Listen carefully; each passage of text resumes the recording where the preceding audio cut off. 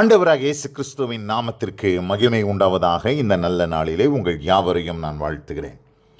இந்த நாளின் தியானத்திற்கு என்று தெரிந்து கொள்ளப்பட்ட வேத பகுதி லேவியராகமத்தின் புஸ்தகம் 26 அதிகாரம் 13 வசனம்.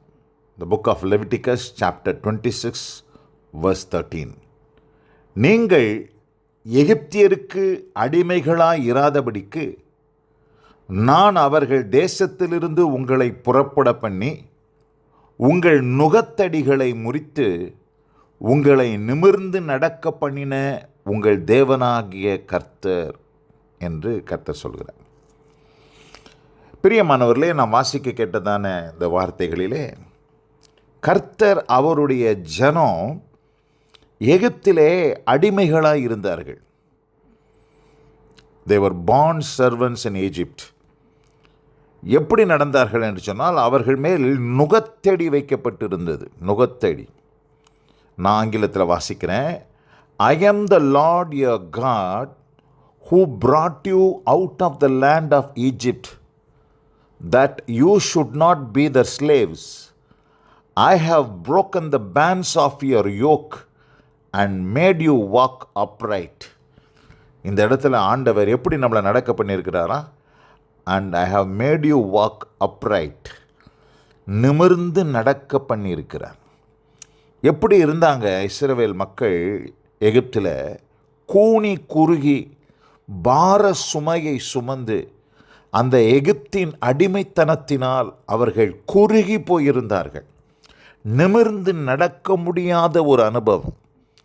அப்படிப்பட்டதான சூழ்நிலையில் இருந்து தான் ஆண்டவர் அவர்களை அந்த எகிப்தின் அடிமைத்தனத்திலிருந்து தேவன் அவர்களை விடுதலையாக்கி அந்த தேசத்திலிருந்து அவர்களை புறப்பட பண்ணி அவர்கள் கழுத்திலே வைக்கப்பட்டிருந்த பாரமான சுமை, I have broken the bands of your yoke and made you walk upright.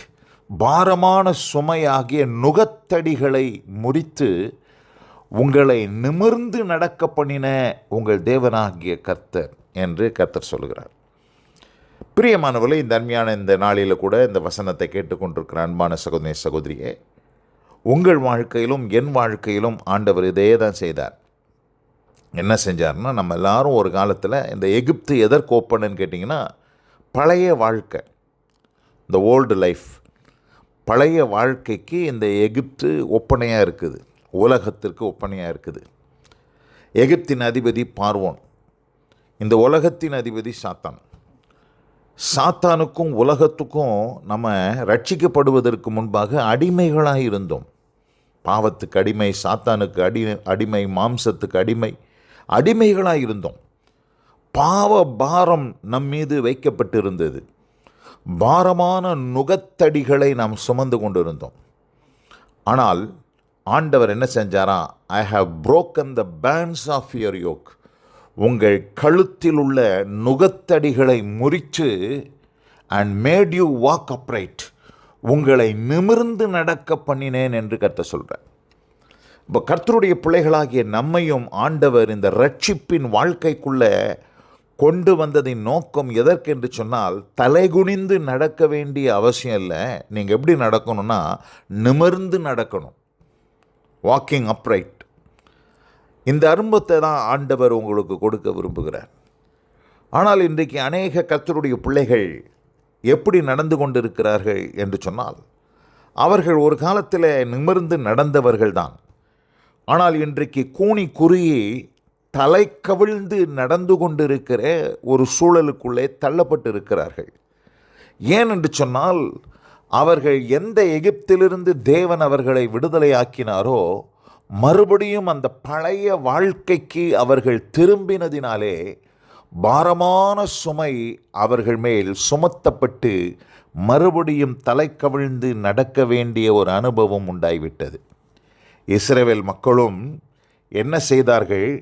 எகிப்திலிருந்து விடுதலையாக்கப்பட்ட பின் அவர்கள் செய்த காரியம் என்னவோ அதே தான் இன்றைக்கு கர்த்தருடைய பிள்ளைகள் ரட்சிக்கப்பட்ட பிற்பாடும் மறுபடியும் பழைய வாழ்க்கைக்கு திரும்புகிற அனுபவத்திற்குள்ளாக காணப்படுகிறார்கள்.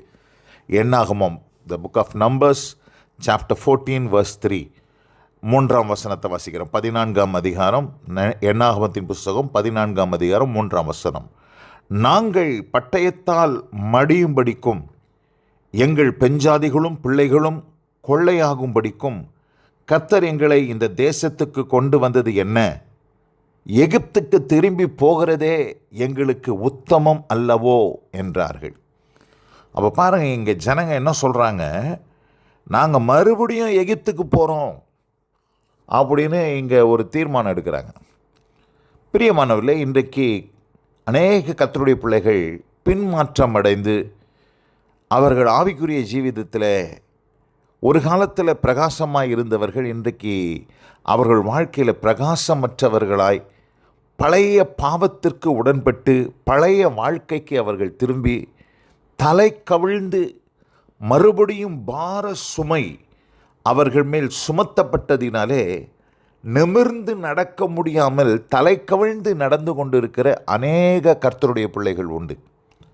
இந்த அருமையான இந்த நல்ல நாளிலே ஆண்டவர் அப்படிப்பட்டவர்களை பார்த்து இன்றைக்கு ஒரு அழைப்பை கொடுக்கிறார். எந்த எகிப்திலிருந்து நீங்கள் விடுதலை ஆனீங்களோ அதே எகிப்துக்கு திரும்பாதீங்க.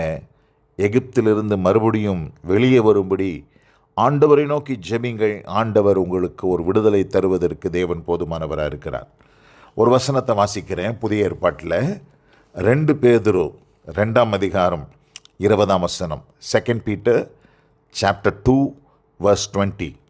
கர்த்தரும் இரட்சகருமாய் இருக்கிற இயேசு கிறிஸ்துவை அறிகிற அறிவினாலே உலகத்தின் அசுத்தங்களுக்கு தப்பினவர்கள் மறுபடியும் அவைகளில் சிக்கிக்கொண்டு ஜெயிக்கப்பட்டால் அவருடைய பின்னிலைமை முன்னிலைமையிலும் கேடுள்ளதாக இருக்கும்.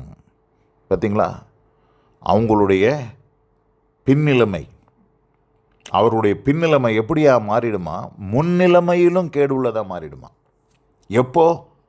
உலகத்தின் அசுத்தங்களுக்கு தப்பினவர்கள், அதாவது எகிப்திலிருந்து விடுதலையானவங்க, பழைய வாழ்க்கை உலகத்திலிருந்து பாவத்தின் அடிமைத்தனத்திலிருந்து விடுதலையானவர்கள், எவைகளுக்கெல்லாம் அவர்கள் தப்பினார்களோ மறுபடியும் அதே பாவத்தில் அவர்கள் சிக்கிக்கொண்டு அந்த பாவத்தினால் ஜெயிக்கப்பட்டால் அவர்களுடைய பின்னிலைமை முன்னிலைமையிலும் கேடுள்ளதாக இருக்கும். இன்றைக்கு அநேகர் மறுபடியும் பழைய பாவத்துக்கு பழைய வாழ்க்கைக்கு திரும்பிட்டாங்க.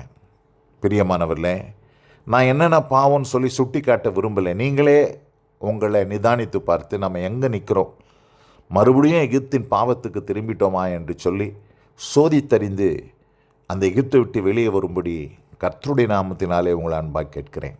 ஆண்டவர் உங்களை தலகுனிஞ்சு பாரத்தோடு குனிந்து கூனி குறுகி நடக்க ஆண்டவர் உங்களை அழைக்கலை. உங்களை எப்படி திரும்ப அழைத்திருக்கிறாரு?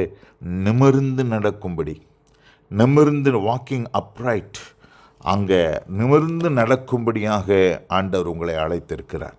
அதை தான் இந்த லேவியராமத்தின் புஸ்தகம் 26ஆம் அதிகாரம் 13ஆம் வசனம் சொல்லுது. நீங்கள் எகிப்தியருக்கு அடிமைகளாயிராதபடிக்கு நான் அவர்கள் தேசத்திலிருந்து உங்களை புறப்பட பண்ணி உங்கள் நுகத்தடிகளை முறித்து உங்களை நிமிர்ந்து நடக்க பண்ணின உங்கள் தேவனாகிய கர்த்தர்.